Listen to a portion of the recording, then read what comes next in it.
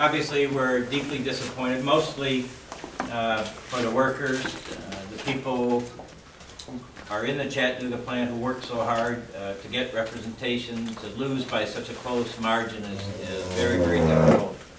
And we have a lot of compassion for them.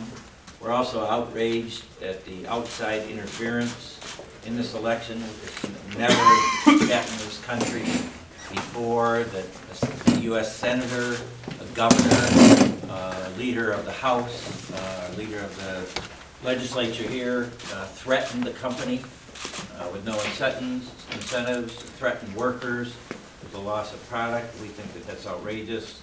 We'll look at all of our options in the next few days, but we believe in these workers. We believe in labor and management working together the way that Volkswagen does so well globally. We are deeply appreciative of the VW Works Council, of Volkswagen Management, and of Iggy Mittal for all their work to try to create an atmosphere that people could make a democratic, open decision without threats and intimidation. And we're, again, outraged that people in the political arena decided that they were going to threaten workers and they were going to threaten the company. Obviously, we're going to review what our options are here at VW. We've got active campaigns at a number of other locations. We'll continue those campaigns. We've got organizing a number of different areas, as you're aware, and so we'll continue forward with it. With our organizing. One great thing about the UAW, one great thing about workers, we don't quit. We know what's right. We're going to fight for what's right. We take setbacks. We get up. We fight another day to make sure that workers have a real voice and make sure workers have an opportunity to help make the best product, have an opportunity to have a voice in the decision-making process. It really, it saddens me. This was a great opportunity for America to have a works council and have a higher level of workplace involvement, democracy, voice for workers. So it's a setback, but we don't quit because of setbacks. We never have, we never will. So do you think this requires any rethinking in strategy going forward, or is there anything you got to do differently you would change? Well, of course, if you don't win, you go back and you review your strategy and say, what do we need to do differently? So of course we'll do that. I think that it was unprecedented that outside forces, whether it was the Koch brothers and the money they spent down here, whether it was Corker, whether it was Grover Norquist, whether all these people who thought they were going to come in and threaten workers and threaten the company, to me is outrageous. Well, I don't think that, when I said we're not leaving, we're already part of the community. People have a tendency to think that we don't have UAW membership here. We do in the state of Tennessee. And in fact, I was told today Tennessee had the largest growth in organized labor this year. In 2013. States, 2013. So that was interesting. I'll say this because I told the workers this. It took 7 years to organize 4.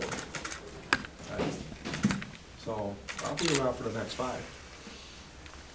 The fact that the company filed and UAW did not file, you have the right then to come back, do you see yourself filing again and anytime soon? Well, again, we're looking at all of our legal options. We'll explore those quickly over the next few days and then decide on what we think is the best path to support the workers in Chattanooga, to have a full voice at the table. And so we'll report that. Happy to share that with you when we've made those decisions, but we're not going to make it on the spur of the moment tonight. Megan Brantley, WRCB Chattanooga. You were quoted back in 2011 with the Free Press saying that if you guys don't organize these transnationals, if you don't know where the long-term future is going to be for UAW, what are your thoughts tonight after? Well, it's much broader than UAW. For auto workers in the United States, if we don't successfully organize them, you're going to see what's happening today. In most of the locations in the South, you can go verify this for yourself, you've seen a dramatically growing permanent temporary workforce. So these companies have quit hiring permanent, I'm not talking about Volkswagen, I'm talking about all the other non-represented, that the average wage of auto workers is slipping because all auto workers aren't together and unified and bargaining as a joint force. So that's our membership, and all unorganized auto workers are going to suffer if they don't come together collectively. And we want the companies to succeed, and Germany proves, and we're proving with General Motors, Ford, and Chrysler today, by working together, companies can be much more successful.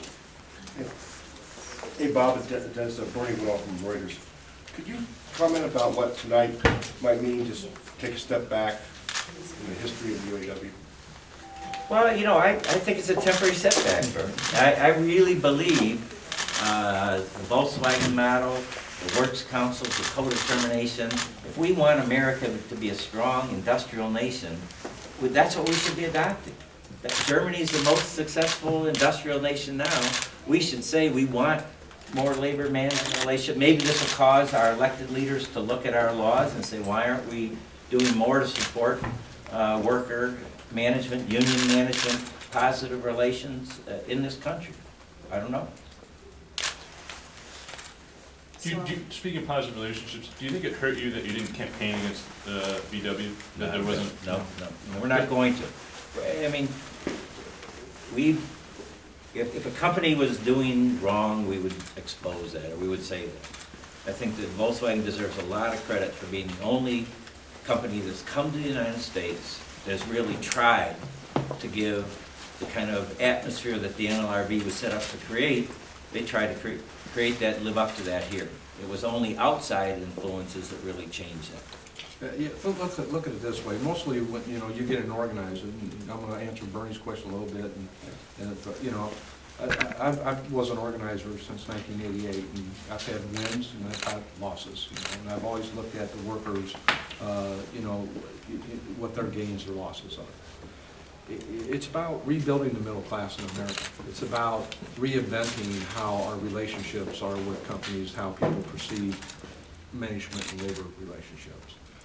But when you look at this whole thing, why we would not campaign against a company like Volkswagen, who said to their workers, to us, and to the federal government, we are prepared, if the majority of workers vote to have representation, to sit down and work out any problems with the UAW that our associates have. That's collective bargaining. That's a great thing in America. You know, and here's this outside group disrupted that. You know, I think Volkswagen's a class act. They really are. I think they set a standard in the United States. Now, you know, that doesn't mean they're perfect, and neither are we. Never have claimed it, and when we're not, you guys all pointed out. You know, but that's the real world. So we'll go from here. Is this your best chance in the South, though? No, I don't want to say it's our best. The answer is, I think we have a lot of opportunity in the South. We wouldn't be here otherwise. And we have a lot of membership in the South. You know, Spring Hill is a great thing, to reopen Spring Hill, and people have a tendency to forget that. You know, we have facilities in the South, in you know, Atlanta, Georgia, in Alabama, and Kentucky, and Tennessee, and, you know, so yeah, we have a lot of opportunity here. And Volkswagen was unique because both Bob and I and Gary Castillo got very intrigued with the fact of a new system, something that we had been studying and seeing in Europe and Germany work. So it intrigued us, and we were prepared to look at how we have done business in the past and said, let's try this. Let's look at it. It's a new model. It can generate a new type of relationship. So I